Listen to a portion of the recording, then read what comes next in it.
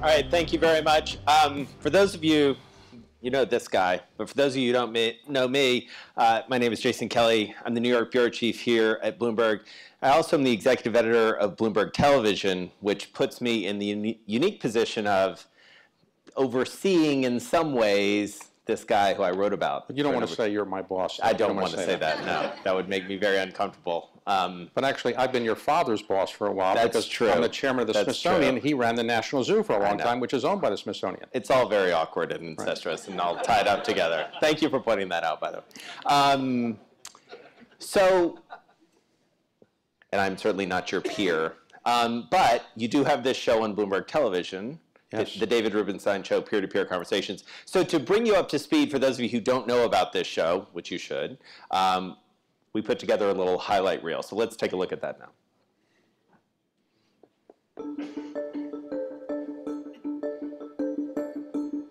Hello? Hello? Is this thing on? Why would you consider a job that has a smaller home and an older plane than you currently have? That's a very tough question and a very good question. What would you say? All right, can we stop it actually right there for a second before we get any further? Okay, so I want to ask you about the president. Good, Sure. thank you. This is good. Before we get to it. This is good. Well, I watch your interview shows, so I know how to do some interviews. What is it like in the back room? What do you actually say to each other when your former presidents are getting together? Do you actually tell secrets that you never tell anybody else?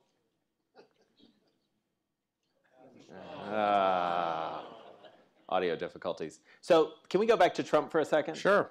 How'd that come about?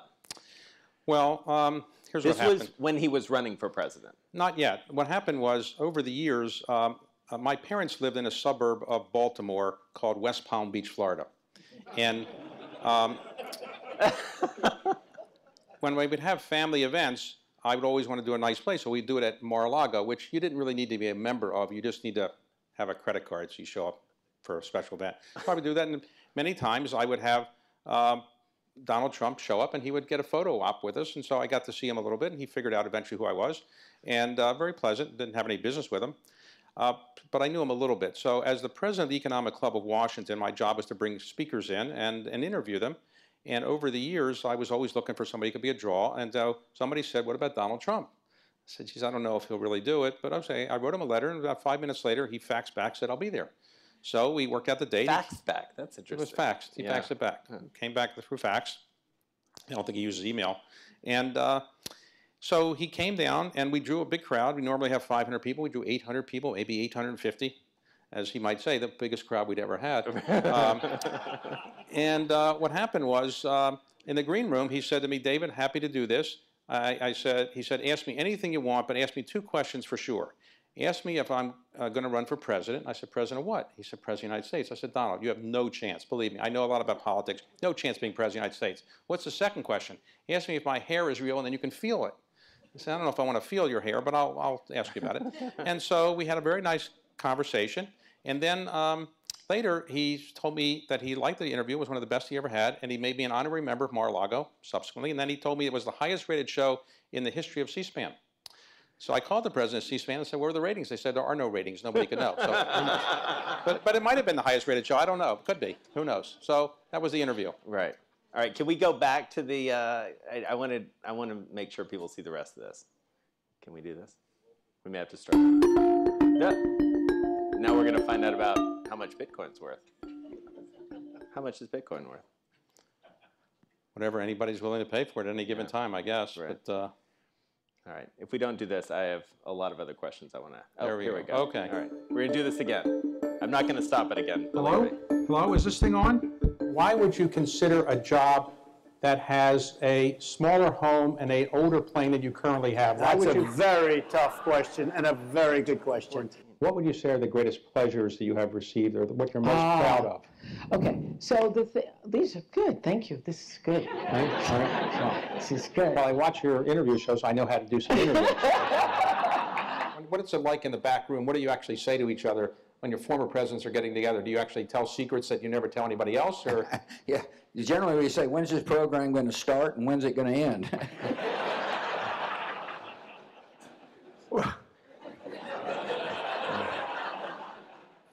And he'll say to me, give shorter answers. Back to your current job. What is the greatest pleasure of being Speaker of the House? Can you think of one? How much time do I have? Right. No. Very few people in the world are known by one name. There's Oprah, there's Elvis, there's Jesus, very few people. But I mean, There are a few others. but suppose your name was just Mary or Jane. It wouldn't have worked. You have said your secretary pays a higher tax rate than you do, Yes. right? And so you're in favor of changing that. Some years ago, somebody from the White House called and said, would you mind having a tax named after you? And I said, well, if all the diseases have been taken away, why shouldn't I? I'll take a tax. Why were you interested in being the head of McDonald's? Did you like McDonald's food, or you just, what was it? You don't have to look at me, you don't have to talk to me, you can keep on walking, whatever you're doing. I just want to see his face. For 3 minutes. What about snack products? How are you trying to make those healthier? A single-serve bag of Lay's has less salt than a slice of bread. So you should eat your bag of Lay's with a smile on your face. I'm sure I would eat them with a smile on my face, Yeah, but I wonder whether I gained some weight. You're the wealthiest man in the world for 20 years or more. How does it affect your life daily? People come up to you all the time and ask for money, or they expect you to buy them things. You know, I think that President Bush would humbly, actually, he could talk trash, by the way, and he did with me. He challenged me. I was in the Oval Office with my family after the surge in Iraq, and he said, "So, General, when are you going to have the guts to ride a mountain bike with me?" And I said, "Mr. President, you have any idea who you're talking to?" I said, "I'm going to give you an experience that you can write off on your income taxes, education." Right. Okay. Did you ever do it with him? I did, and I was is he glued. good at it? I was glued to it. He's terrific. Yeah, yeah, and he also knew the course. He had the best bike in the world. He had, and I had a borrowed clunker. I was a road biker, but Secret Service will ditch you if you try to pass him. So, but it was I guess, yeah. our son broke his thumb. I mean, this is a full contact sport when you ride with President Bush. When you go to your annual shareholder meetings, do you get a standing ovation for what you've done? No, I get a lot of people asking me, hey, look, go come home and fix my computer. Okay.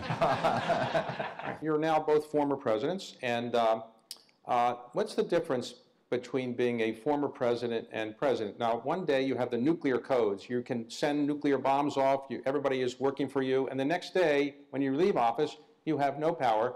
What was the transition like? Nobody plays a song when you walk in the room anymore. I mean, I was lost for the first 3 weeks after I left office. I kept waiting for the music, you know. Well, so I woke up in Crawford the day after the presidency, expecting someone to bring me the coffee. Right. Laura didn't bring the coffee. There was the Iran-Contra scandal. Yep. New National Security Advisor, Frank Carlyle, came in, and he wanted you as his deputy. And I said, Frank, it can't be that important. He says, it is that important. So then I said, okay, see if you can risk your entire career by saying the next sentence. I said, well, Frank, if it's that important, why doesn't the president call me? Half hour later. You had a call from? Hello, General Powell. This is Ronald Reagan. Yes, sir. Would it be fair to say that you don't suffer from a lot of self-doubt? You seem to be very, I mean, I'm more like Woody Allen. I don't really know, what I should be doing. I'm not sure if I made a mistake here. You don't really have that issue so much? Well, I probably do have that issue. I mean, I think a lot about different things. Well, I went back to my childhood home not too long ago with my mother for a TV show, and I knocked on the door, and I said, can we come in? I used to live here a long time ago, and they called the police. Suppose the next president said, those are pretty good ideas. Would you like to be my Secretary of Treasury? What would you say? I'd say I'd ask David Rubenstein. So there you go. There's the highlight reel. Tune in to Bloomberg Television. Right. So I have to ask you, you're several seasons in now. What have you learned from all these famous people that you've sat down and asked questions to? Everybody has an interesting story, and the trick is to try to get people relaxed so they're willing to talk about their background, and everybody realizes that there's been luck involved in their emerging from modest backgrounds to national leader, political leader, business leader. So everybody wants to talk about their story more or less, and I think you can get people relaxed and get them to talk about their background. I think it makes an interesting story. People always want to listen about how people became successful, so when you can talk about that with somebody and they can say, here's how I became a leader, this is what I overcame, this is the things I learned, I think it's interesting to people. Who surprised you the most? Well, there's no doubt Donald Trump. I didn't think he'd be elected president of the United States. I'd say that. But I think they're all pretty good. I think nobody I'm disappointed with. I think what I try to do is do it in what my style is, as some people have seen it, is this. I try to prepare by knowing the facts pretty well, know the people's background. And then I outline the interview in my writing it out, and I kind of memorize it. And what I try to do is not use notes, because I try to realize that if you have notes, your eyes will inevitably look down. And as soon as you look down, you lose the eye contact with the person. You don't look like you're having a conversation. And I always try to make people look reasonably good. I mean, I'm not a journalist, as I say. I'm not trying to embarrass people, put them on a hard spot, make news that they didn't really want to make. So I think they feel comfortable and they're relaxed, and they don't really feel I'm going to try to threaten them or embarrass them. And therefore, they often tend to say more things than they might have otherwise said because they're relaxed. I'm going to put my notebook to the side Okay. now. Put it down. I mean, like, see, the truth is, I prepare the questions. So let's suppose I prepare 40 questions. I've written them out myself. I've done them the way my mind works. So if I'm doing the interview and I remember 35 of the 40, nobody's going to know in the audience I forgot 5 questions. Right. And so it's not like anybody's going to be upset. And it just, I think it works better. When you have notes in front of you, you usually look down. When you look down, it just looks different. At least my style is that way. Right. So let's start the broader conversation in your current hometown. You grew up in Baltimore, but you live in Washington, or when you are at home, you are in Washington, which is not that frequent. You still travel 200 plus days a year? That's correct. What's going on in Washington right now? Well, Washington is a city that is bitterly divided, as it was under President Obama and to some extent under George W. Bush. I worked in Capitol Hill in the late 1970s, and I would say the Democrats and Republicans then tried to work together and get bills done. Today, you just don't see any of that. I started a program about 5 years ago to bring Democrats and Republicans together for dinner, at least, where I bring in a great American historian, I interview them, and we have a dinner, and the Democrats sit with Republicans, and they love it because they say they rarely ever get to have contact with people from the other house or the other party. Right now, members of Congress are not there that much because they're out raising money all the time, and it's not as good as it used to be, in my view. Washington is not likely to change in terms of the bitter divide anytime soon. I think the president has really aligned himself with the Republicans, as you would expect. The Democrats are basically waiting for the midterm election. They think they're going to do very well. And if they gain control of the House, it's going to be very difficult for the president the next two years, I think. So barring that sort of change, is there anything, as an observer of Washington, as you say, for a long time, you worked in the Carter White House, is there, if you could wave a magic wand, or if you could tell them to do one thing to come back together, what would it be? Well, the things that I think would be great to do would be eliminate money from politics. The Congress tried that years ago, and the Supreme Court more or less struck it down. They have to spend so much time raising money that they really, and they don't need the money that much. Most incumbents usually win, but they want money because they think the more money they have, it'll threaten other people or make other people afraid to run against them. Also, they use money to buy leadership positions. You can give money to your peers, and maybe that helps get you elected to a leadership position because it's not by seniority anymore in most cases. So I think the money is terrible. Secondly, they're not there that much. It used to be they were there 5 days a week, and they really, would get to know each other. They're just not there that much. And secondly, or thirdly, they don't do as many congressional delegations abroad called CODELs, where they would travel and bond with each other. Because going overseas now gets heavily criticized.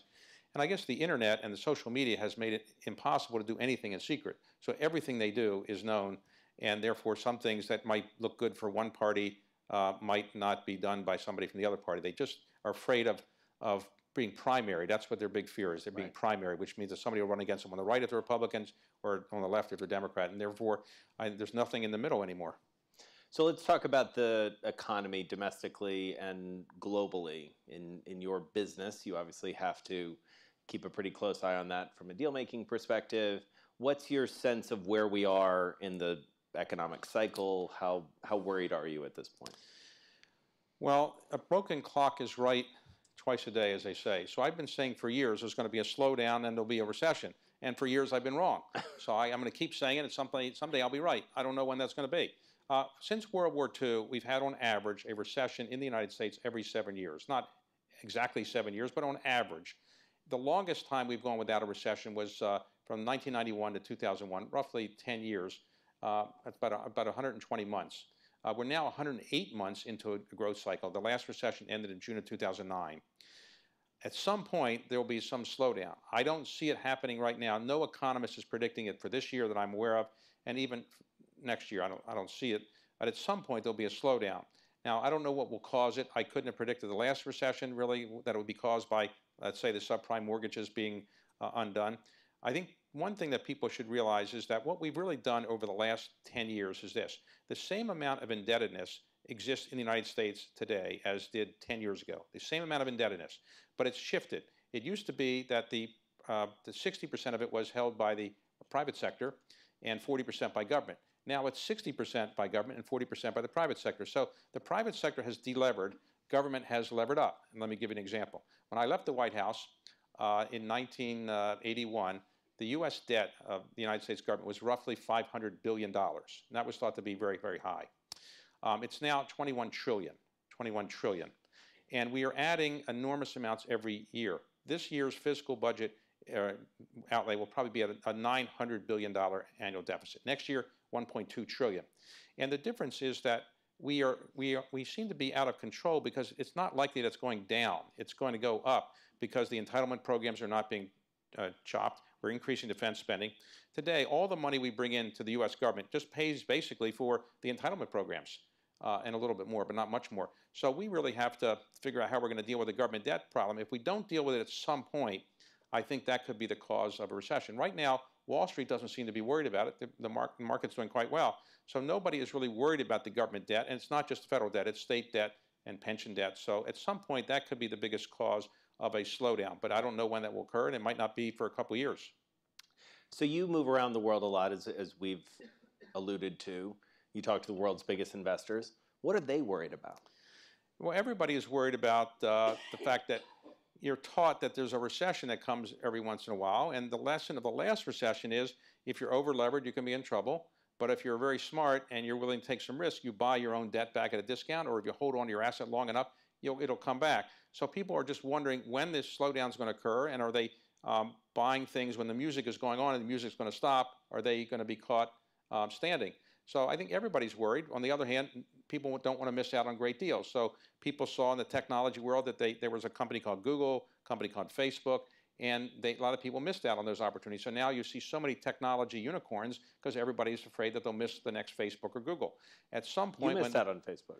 I did. My son-in-law-to-be told me about it when he was in college, and I said, this will never get anywhere. It's a dating service for college kids. I've looked at those kind of deals before. They don't get anywhere. I was wrong. If I put in the initial $10 million, that's worth about $35 billion today. So that was a mistake. Yeah, I've made a lot of mistakes. But Beats was one you got right.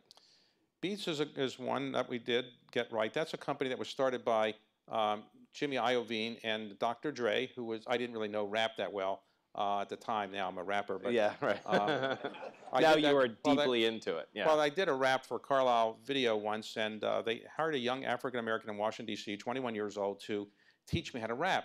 And he wrote out the rap song, and he said, look, this will take 5 minutes to do. It took me 4 hours to learn how to do it. And he said later, Mr. Rubenstein, you're the whitest man I've ever met. So we were trying to do Beats. They thought because I'm chairman of the Kennedy Center, I would have some patina of entertainment knowledge. So they sat me down with Jimmy Iovine and Dr. Dre. And at the end of the meeting, we agreed that we would ultimately probably invest in. We did buy 50% or almost 50% of the company for about $500 million. Dr. Dre stood up. And he was big. He's like 6'4", 6'5", and he looked really chiseled. I kind of felt, really out of shape. And I stood next to him, and I said, "You look like you must work out a lot." He says, "Yes, 4 hours a day." He said, "How much do you do?" I say, 4 hours a year, but that's in a good year. Yeah. We did that deal, and we doubled our money, and it worked out pretty well. Sorry, I got you off track, but you were talking about technology companies. Well, technology companies are everybody wants to be in the ground floor of whatever might be the next Facebook or Google or whatever it might be. Investors are concerned that prices that are being paid are high. The average EBITDA multiple or cash flow multiple paid for a buyout before the Great Recession was around 9.7 times. It rose up from let's say 30 years ago to maybe 6 or 7 times to 9.7, almost 10 times.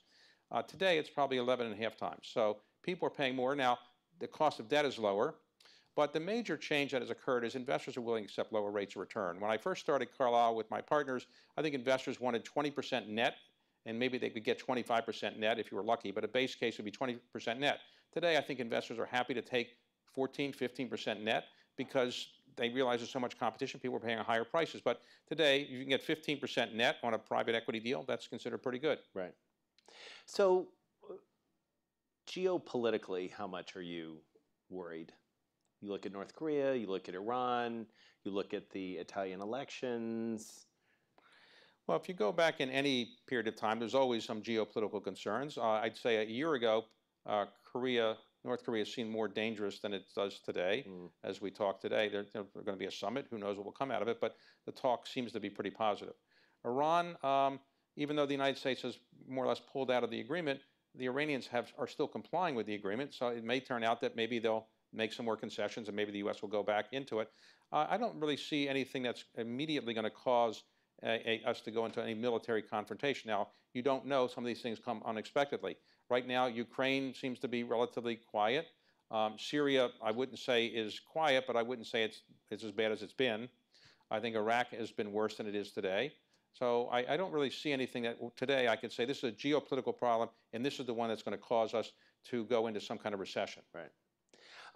I want to spend the last couple minutes that we have talking a little bit about philanthropy. You've been increasingly vocal about where and how you are donating your money.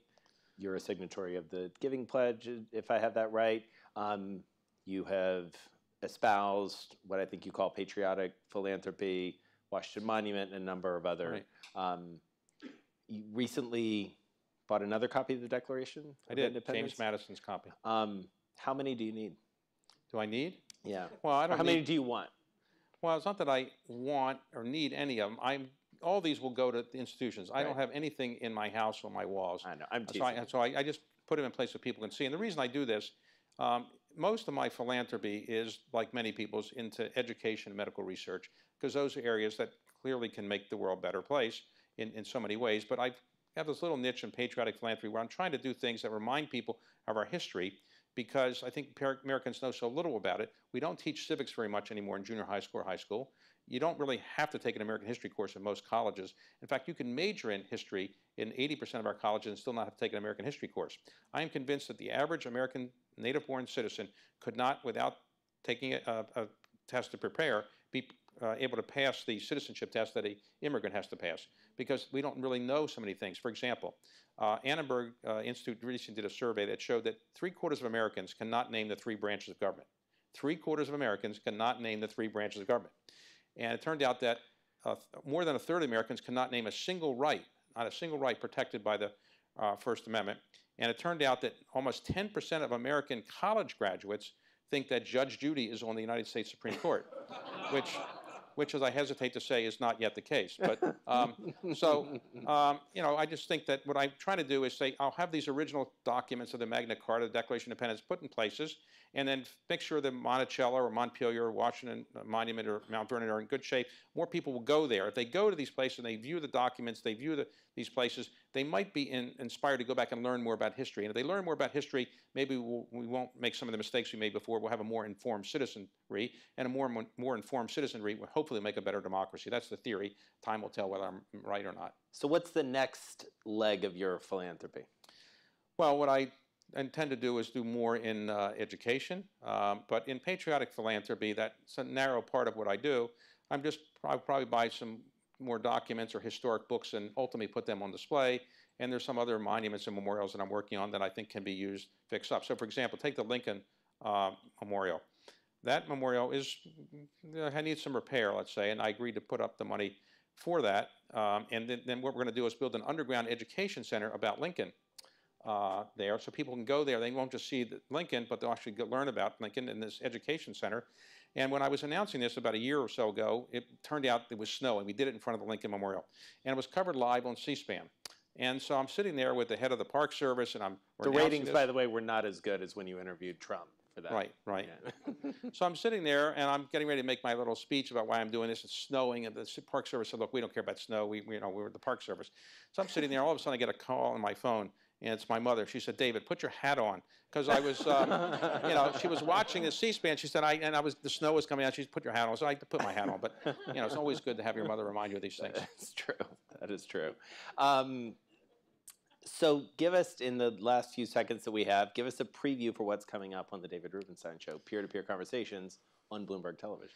Well, we've taped a few that haven't yet been broadcast, and they will be soon. But one that I did recently was I served as chairman of the board of Duke University for a number of years, my alma mater. I went there on a scholarship, but not a basketball scholarship, I assure you. Recently, after I stepped down as a chair, I decided to stay involved with the school, so I went back to this year's commencement. And this year's commencement, the speaker was the graduate of the Duke Business School, Tim Cook. So I interviewed him in front of a number of people, and that'll be, I think, the air in a few weeks, and that'll be, it's a very interesting interview about his life and so forth. And so that one has been taped. So and give done. these fine people a preview. What's one of the more interesting things that he told you? Well, he told me that I don't know how to use my iPhone appropriately, and because one time I was somewhere with him on a board in China, and I said, look, I can't get this iPhone to work, and he said, David, I'll fix it for you, but normally I don't do tech support for people, but for you I'll do it. So he got it to work. He's better than I am at that. But he actually has a very interesting story. He came from very modest circumstances, and when Steve Jobs passed away, many people thought the stock would go down, but the truth is the stock has more than doubled. The stock was valued about $350 billion when Steve Jobs died in, I think, 2011. And now the stock is about $930 billion in market cap. So he's done a spectacular job. Now, obviously, a lot of it was done by other people as well, but he's done a pretty good job of making this perhaps the first company that's going to be worth $1 trillion. So as you've talked to all these peers, what have you learned that you've employed either in your own life personally, in your philanthropy, or in your business world? Well, I don't know if I've learned anything I've employed directly. I do think that the people that I've interviewed who have been the most impressive are the ones that have a sense of humor about their lives and have some humility. And this is not an age when humility is maybe valued as much, but I do think that humility is something that all these people have. When you meet with Bill Gates or Warren Buffett, they've obviously accomplished a great deal, but they make fun of their lives and the situations they're in, and there's many things you just don't expect of them. So, for example, Bill Gates, it wasn't on the show, but he told me, his wife told me this once. Bill Gates is taking his daughter to college the first time.